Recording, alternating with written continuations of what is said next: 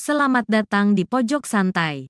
Sebelum Anda mendengarkan audiobook ini, kami menginformasikan bahwa channel ini adalah review audio dari buku yang ada di Indonesia. Untuk membaca keseluruhan buku ini, kami menyarankan membeli buku aslinya di toko buku kesayangan Anda, baik offline maupun online. Keberadaan channel ini dimaksudkan untuk membantu Anda mendapatkan pengetahuan dari buku-buku kesayangan Anda.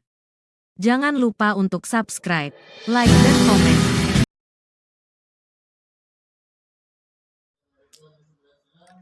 Selamat datang di Pojok Santai, channel khusus yang membahas komik dan novel dengan cara asyik. Serial baru, semangat baru, cerita silat baru, pendekar mabuk, karya tidak diketahui.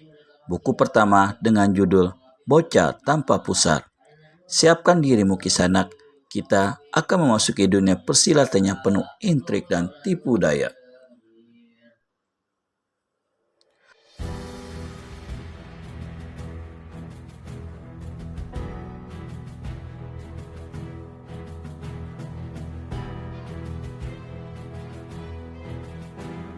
Para penduduk mulai cemas mendengar suara gemuruh di kejauhan.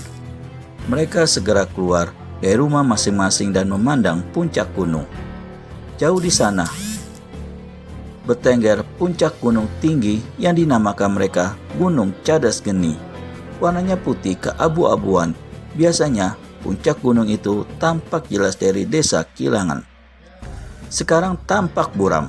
Ada kabut hitam menutupinya dan langit di atas puncak berwarna gelap.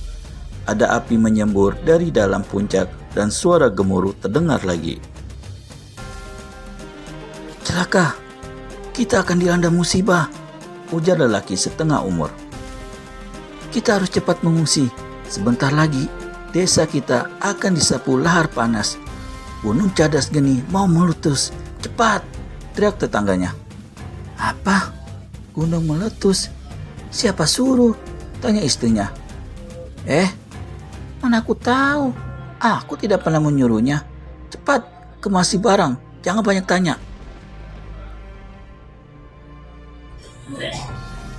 Iya, baik.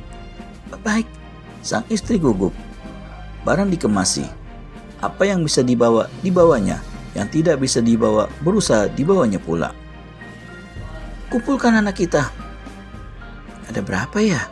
Gumam sang istri dengan linglung. Mungkin karena panik, sebab di luar rumah orang-orang juga panik. Mereka saling teriak. Cepat mengungsi, cepat pindah. Gunung itu akan meletus. Cepat, cari tempat yang aman. Woi, jangan buang saja kamu. Cepat, pergi dari sana. Ada juga suara yang lain yang berseru. Baju hitamku kemana, Mak? Buset, jangan urusi baju hitam, Tong. Cepat, bantu emak kemasi barang. Barangku ada di mana, Mak? Jangan pikir barangmu sendiri. Urus juga barangnya emak itu, Tong. Barang emak kan sudah diurus bapak. Suara kentongan berbunyi. Tong, tong, tong. Waktu itu, bunyi gemuruh terdengar yang ketiga kalinya. Tanah berguncang makin jelas. Gayung di cantelan sempat jatuh. Daun pohon rontok sebagian. Genteng di pojokan rumah melorot 3. Jatuh mengenai kepala anak kecil. Anak itu menangis keras-keras.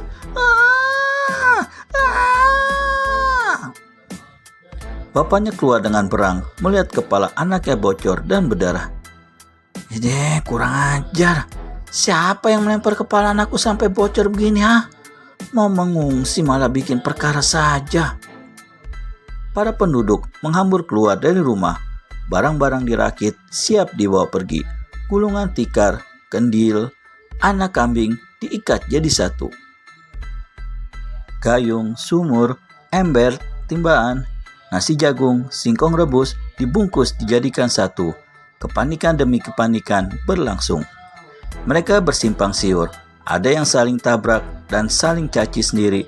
Ada yang berteriak-teriak memanggil istrinya takut ketinggalan. Ada yang berteriak-teriak mencari anaknya takut hilang. Ada yang berteriak-teriak menarik anjingnya takut disembelih orang. Ada yang berteriak-teriak memanggil neneknya takut tertukar kambing bandot. Gaduh dan riuh desa itu. Tapi toh masih ada yang tidak menghiraukan suasana. Seorang bocah duduk di atas punggung kuda. Ia sedang belajar menunggang kuda. Bocah itu tertawa-tawa. Hahaha, seru. Seorang lelaki gemuk yang dipanggilnya Paman Dubang berlari-lari di samping kuda merah kecoklatan.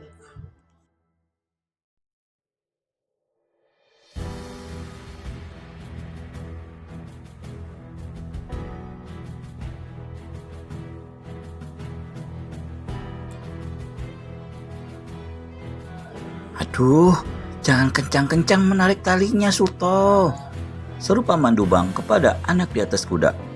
Ia tampak cemas, takut jadi terbalik kuda di atas anak itu. Paman, bagaimana cara menghentikannya nih? Kencangkan talinya, sambil si Paman masih berlari di samping kudanya. Lekas, kencangkan talinya. Baik, Paman. Anak itu agak cemas. Ia buru-buru mengencangkan tali celananya. Paman Dubang membentak. Aduh, bukan tali celanamu, Suto, tapi tali kekang kuda. Tarik ke belakang supaya berhenti. Oh, baik. Tali kekang kuda ditarik. Kuda meringkik. Kaki depannya naik. Bukan karena tarikan tali kekang, tapi karena suara gemuruh dan guncangan tanah tadi. Rupanya, kuda juga takut dengan tanda-tanda gunung akan meletus. Paman, bagaimana nih? Kendorkan talinya. Sudah, tarik lagi, jangan disentak. Tali ditarik lagi, tidak disentak, tapi kudanya meringik. Kakinya naik lagi, tinggi sampai bocah yang bernama Suto itu tersentak ke belakang. Pluk! Ia jatuh. Au! Teriaknya kesakitan. Paman Dubang segera menolongnya sambil menggerutu. Tadi sudah Paman pesan, jangan sampai jatuh. Kepalamu bisa bonyok kalau begini caranya. Ayo bangun, lekas bangun. Ya, baik Paman. Kamu harus bisa menunggang kuda. Jangan sampai kuda yang menunggang kamu. Ih, kudanya nakal tuh Paman. Cari kuda betina saja. Kamu masih kecil. Tidak boleh menunggang kuda betina. Belum akil balik. Kok sudah mau cari kuda betina? Kuda jantan saja. Ayo, lekas naik lagi ke punggung kuda. Suto terpacu semangatnya. Ia bergegas naik ke punggung kuda lagi. Paman Dubang berteriak. Woi, jangan lewati ekornya, lewat samping. Bantu aku naik, Paman. Paman Dubang membantu Suto. Pantas Suto didorong naik. Kaki anak itu melangkahi pelana. Pada saat itu, gemuruh dan guncangan tanah yang kedua terdengar oleh sang kuda. Rupanya sang kuda menjadi takut. Ia kembali mengangkat kaki depannya sambil meringkik. Suto nyaris jatuh lagi.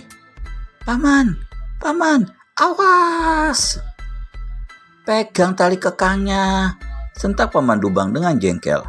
Suto memegang tali kekang dengan kaki belum sempurna.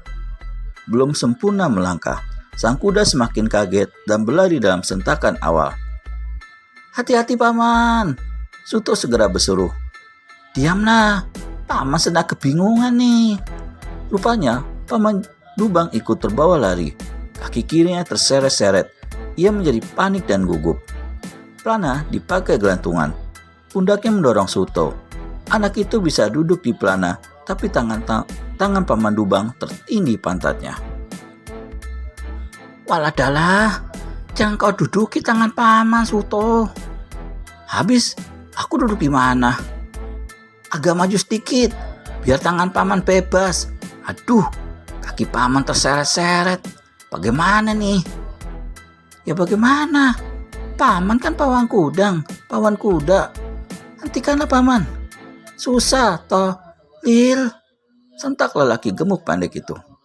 Kuda tetap berlari dengan liar. Suaranya meringkik-ringkik bagaikan tawa perawan di malam pengantin. Paman dan Suto sama-sama tegang, sama-sama kebingungan. Akhirnya, sama-sama terbawa oleh kuda ke arah kesibukan para penduduk yang siap-siap mengungsi. Lihat Suto, gara-gara kamu tak becus mengendalikan kuda, para penduduk menjadi panik begini, kata Paman Dubang. Ah, maaf Paman. Bocah itu matanya jelalatan kemana-mana.